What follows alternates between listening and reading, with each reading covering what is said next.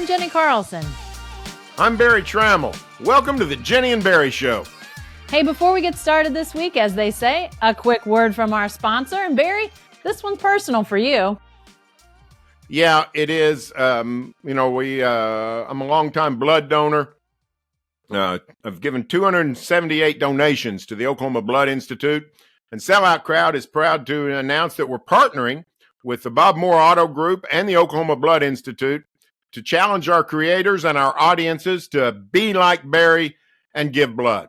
We're asking 278 new donors coming from Sellout Crowd's listeners and readers, trying to entice them this week to get out to various Bob Moore Auto Group locations and donate these life-saving products. Anyone that signs up to donate will be included in a drawing for a new Kia Soul. So that's our challenge. Starting today, people can go to different Bob Moore locations throughout the metro to donate. And you can also come to selloutcrowd.com/OBI and register. So it's a wonderful endeavor. Bob Moore Auto Group is passionate about this. I've been doing it a long time. We've teamed up to help OBI. So get out and donate. Yeah, hey, and I don't know that I'm eligible for that car. I think I might actually be, but I am donating 1 o'clock Wednesday at Bob Moore Ford. So if you want to come out and see me, we can talk some football if you'd like. Wednesday, I'll be doing that. So come join me. But if you can't donate then, again, it's selloutcrowd.com/OBI. Sign up and donate. And hey, everybody gets a free t-shirt. Who doesn't love free t-shirts, Barry? And a free entry to the Oklahoma City Zoo. So pretty cool stuff there. All right. Hey, let's get to the football, Barry. Sooners and Cowboys have started Big 12 play, but their starts were pretty darn different. OU went to Cincinnati, beat the Bearcats in a really highly charged atmosphere there at Nippert Stadium. OSU, on the other hand, continued its slide with a loss to an Iowa State team that had lost to Ohio the week before. We're going to talk about OU's upcoming game against Iowa State, OSU's bye week, and lots more. But first, let's start with the Sooners, BT. Well, we saw a pitcher's duel in Cincinnati. We saw a defensive slugfest. Sooners win at 20-6. They hold the Bearcats without a touchdown. 2 field goals is all that Cincinnati mustered. Now Oklahoma's given up just 3 touchdowns in 4 games. And you've got to ask, is the defense back? What do you think, Jacko? Is it too early to declare that Brent Venables has restored the Sooner defense?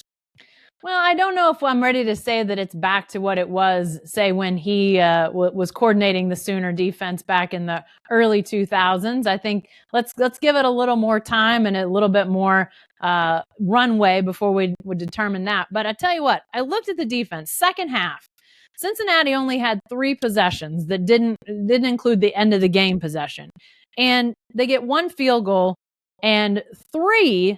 I'm sorry. No, they get 3 forced downs, turnover on downs. I mean, this was a defense that, especially in the second half, they got off the field when they needed to, Barry.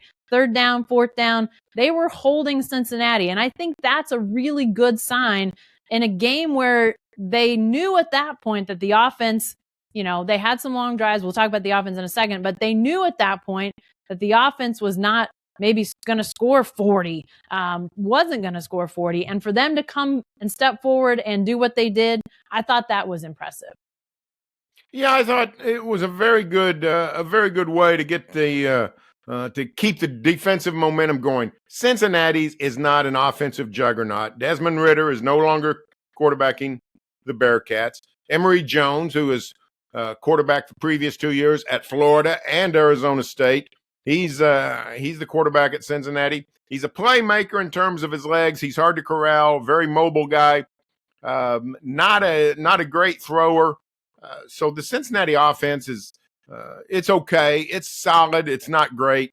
But for the Sooners to go on the road and put a clamp down on Cincinnati like it did, it's a very good sign. Listen, they're not going to become the OU defense of 2001 overnight, but this was a nice step. The Sooners gave up a lot of big plays last year. They collapsed at inopportune times.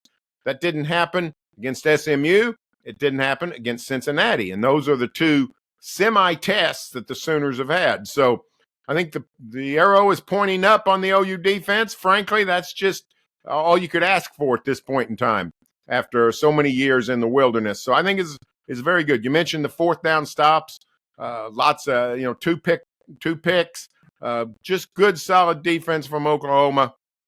That's going to help. Now, on the other side of the ball, I don't know.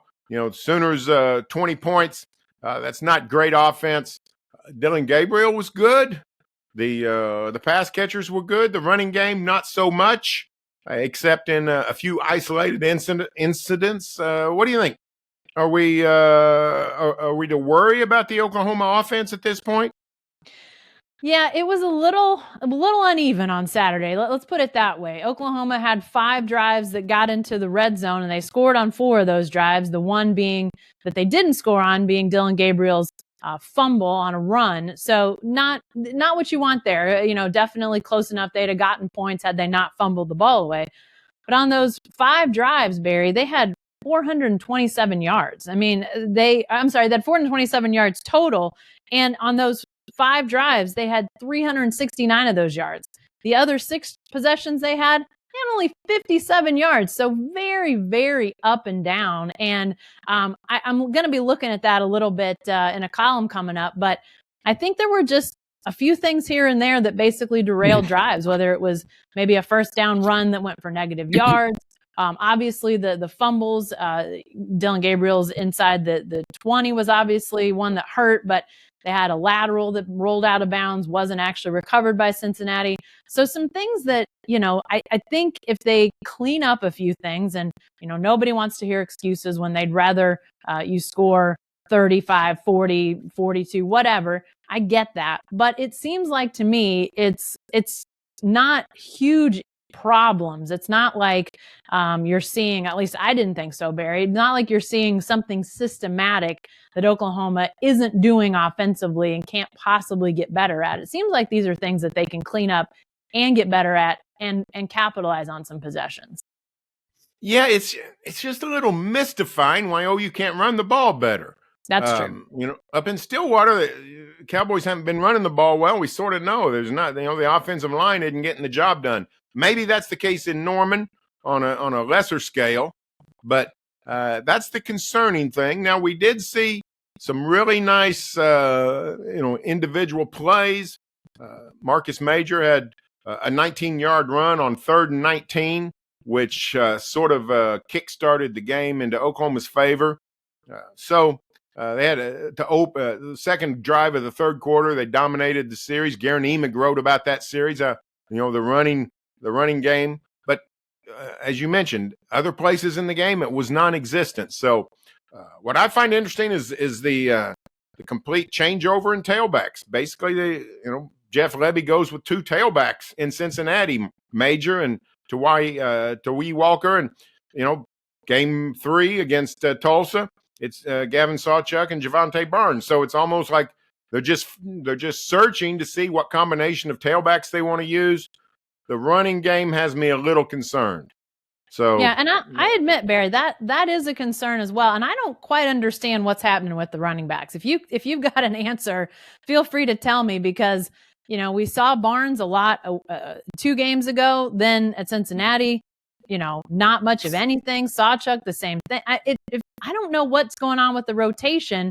They said Major had a good week of practice, but I'm a little confused by the rotation at this point. Yeah, just me, it looks like Javonte Barnes is the best player. He also did not play against the 2 best teams, or didn't play much. So probably need to see more.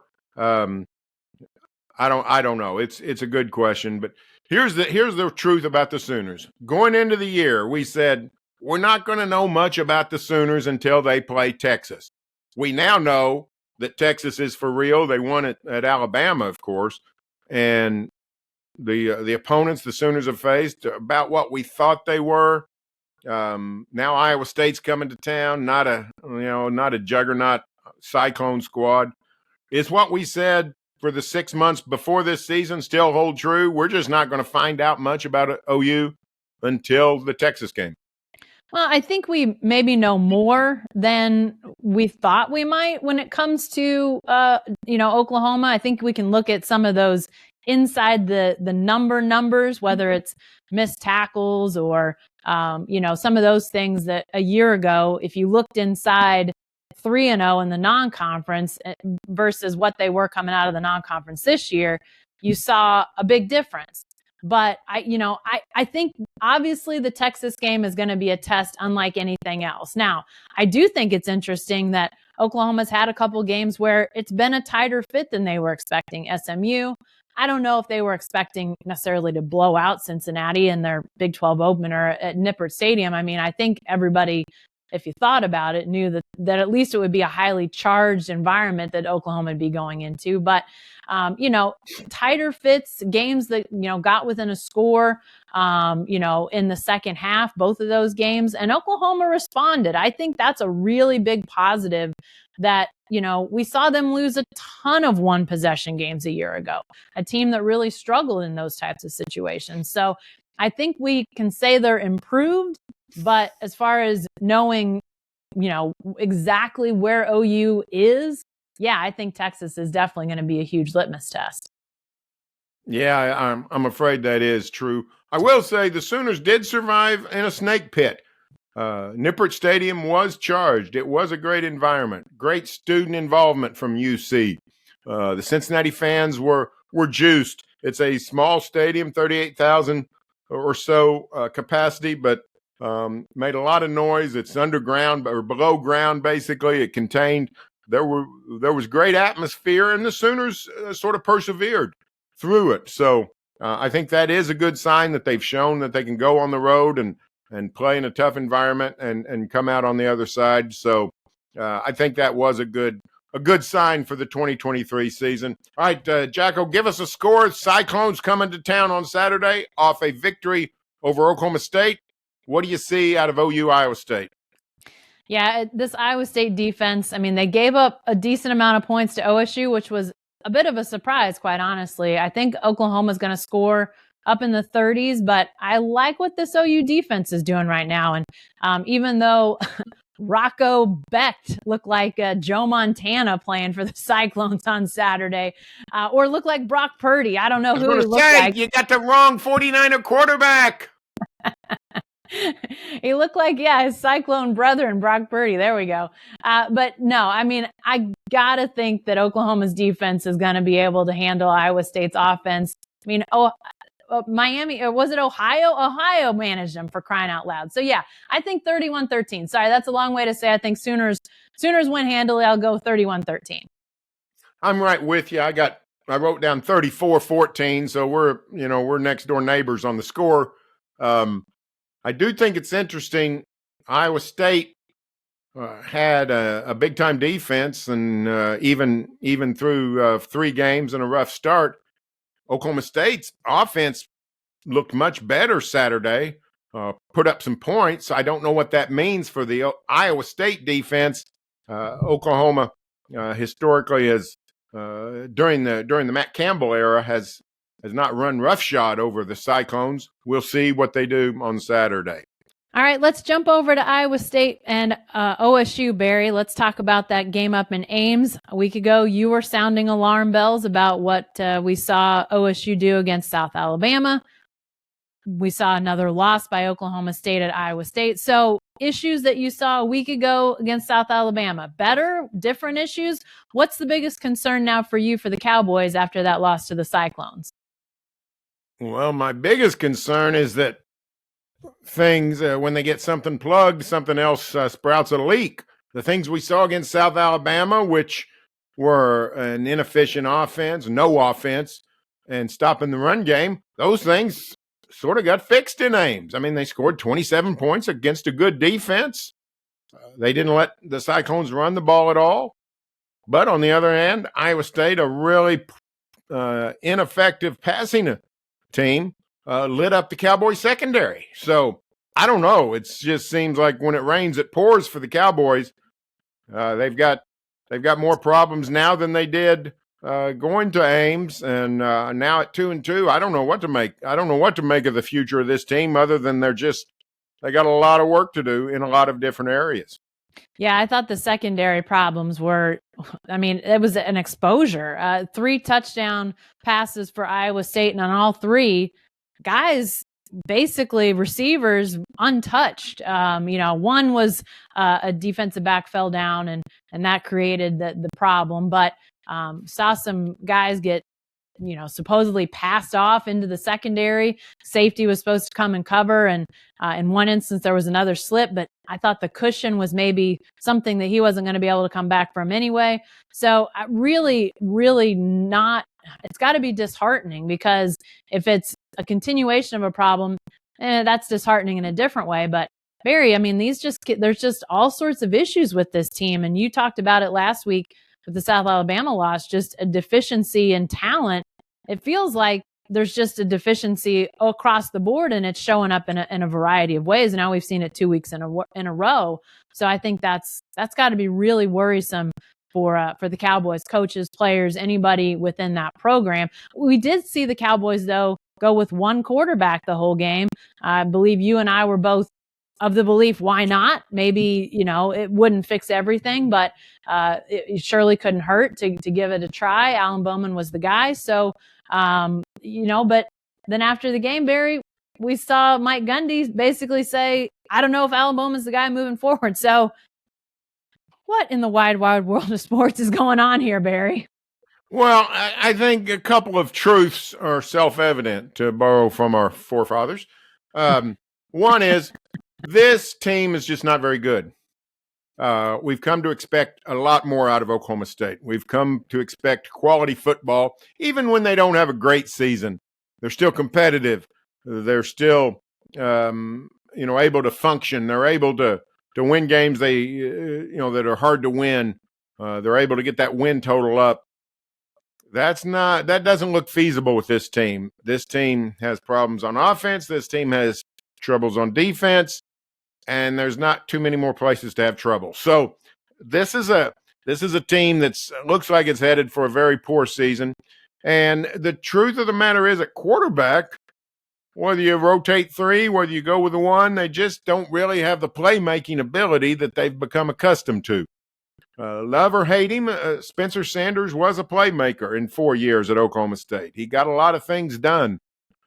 Before that, they had a great run of quarterbacking. Zach Robinson, Mason Rudolph, Brandon Whedon, even Taylor Cornelius, his own year, he made a lot of plays, still playing professional football in Canada, so a good player. The talent level at quarterback has dropped, and whether you play 1 or 3 is not really going to change that talent level. So I just, I don't know that Mike Gundy has a lot of places to turn right now to improve this team. They, they sprang Ollie Gordon for a 71-yard gain. But otherwise, they still didn't run the ball well. I think it was less than 2-3 yards a carry. I think the rest of the running game. So they got a lot of problems. They don't have a lot of solutions. That's a bad combination. I thought after losing to South Alabama 33-7, it looked like a long season in Stillwater. Still looks like it to me. Yeah, and where those wins to get bowl eligible come from remains to be seen. We'll talk about that here in a minute. But, we talked about last week, OSU, name a quarterback, pick somebody. We're not exactly sure when they did that with Alan Bowman. We know it was before the game. It wasn't a spur-of-the-moment decision. It wasn't like they made it as he played. But we don't know that he got a full week of reps with the offense in practice. Frankly, I would like to see a quarterback in a game after having a full diet of reps in practice, being the guy throughout practice. Now, maybe that was the case with Alan Bowman. I don't think it was. Ben and Sam Hutchins are intrepid twins covering the Cowboys, asked around and couldn't get a solid answer on that after the game on Saturday. So I'm not exactly sure what the setup was. So I would like to see Bowman or whomever the Cowboys pick moving forward. If they're going to change quarterbacks, at least give the guy a full week worth of practice, for crying out loud, to see what he can do. Because I think that they deserve to get a full complement of practice to figure out what they can really do. And if that wasn't the case with Bowman, I would still like to see that out of the quarterback. Because I'm with you, Barry. I don't think these guys are the next coming of Mason Rudolph or whomever, but at least give a guy the chance to, sink into that offense, to let the offense figure out where he's most comfortable, where they're most comfortable, and move forward that way. Because if you don't do those things, you're taking a team that seems short on talent and asking them to do things that are going to be really, really difficult. OSU now moves into an off week, Barry. Friday night game against K-State, a team that people picked in the preseason to win the Big 12 looms after the off week. So, then a game against an improved and now ranked Kansas team follows after that. Put yourself in Mike Gundy's shoes, Barry.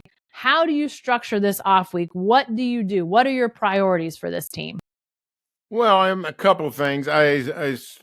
Defensively, whatever you can to get the defense lined out. The defense actually held up, to some degree earlier in the season, not Saturday.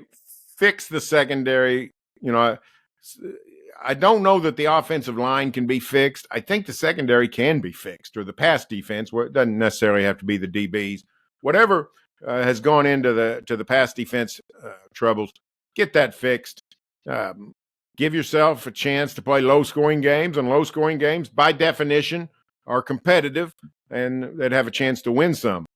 But this is going to be a struggle. This is going to be a scrape. This is going to be a scratch and claw season, just trying to get to 6 wins. I don't think they can do it.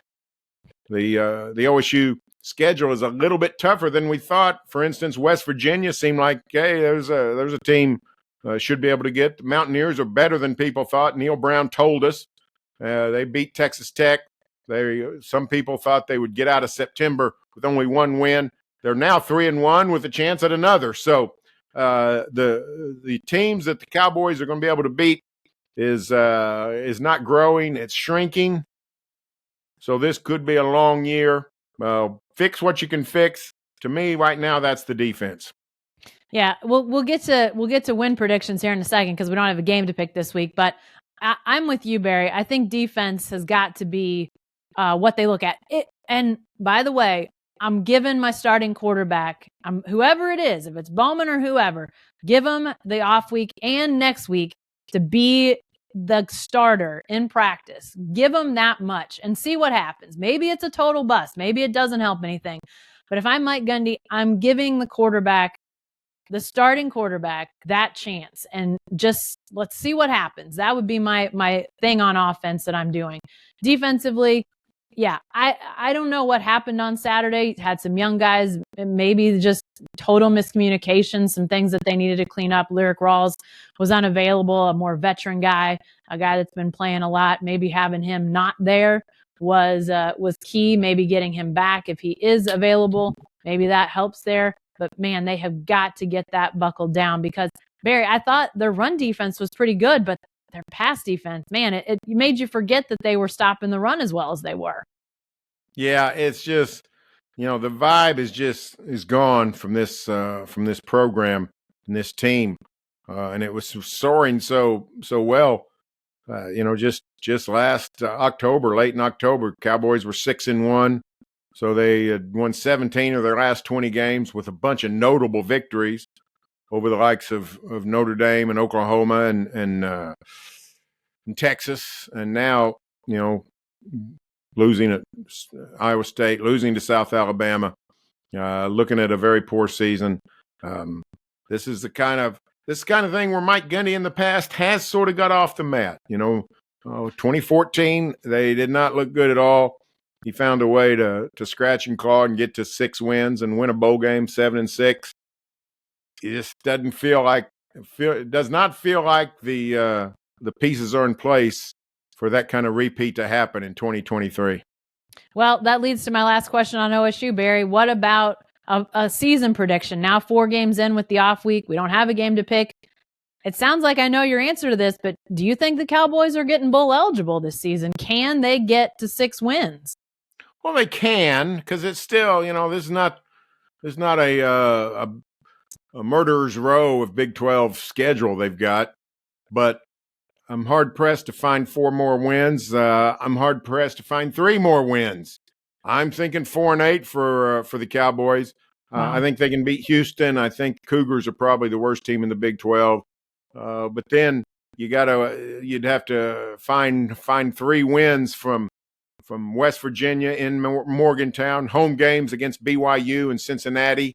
I think BYU and Cincinnati and West Virginia, all 3 are better teams right now than the Cowboys. I think if OSU wins one of those 3, that's maybe, without turning things around, that may be all that they're capable of. I'm going to say a 4-8 finish right now for OSU.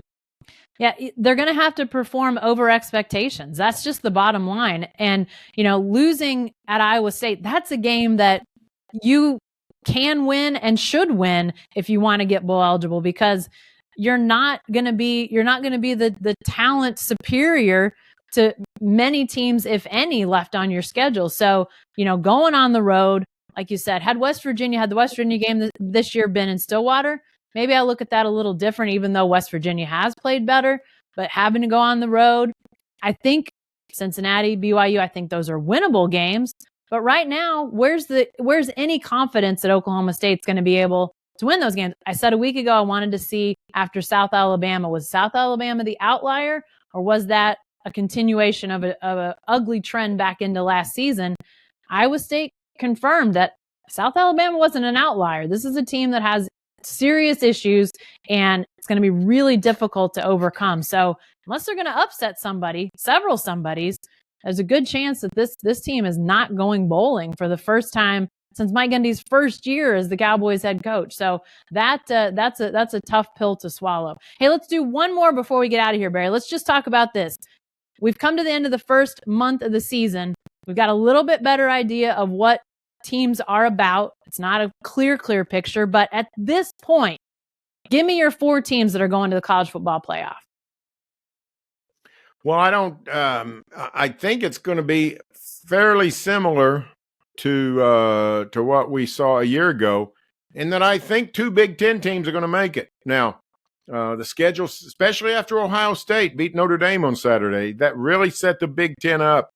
I don't think anybody in the Big Ten is going to pull an upset over Michigan, Ohio State, or Penn State. I don't see anybody in the West capable. I don't see anybody otherwise in the East capable. So one of 2 things is going to happen. They're going to each beat each other and finish 11-1, and one team's going to get the tiebreaker and go spank somebody in the Big Ten title game. And the committee will have a tough choice, but we'll pick one of the other teams to make it. So I think 2 gets in that way, or somebody's going to sweep and go 9-0 in the Big Ten. Whoever wins the other game. So I'll say Ohio State and Michigan are going to make it, but I think Penn State could. I think 2 teams from the Big Ten will make it. I think Georgia's going to make it, and then I think the last place or the last spot comes down to the Pac-12 champion or the Oklahoma-Texas winner. I don't know that the Sooners can get to 12-0. I don't know that they can get to 11-1. Even with losing to Texas.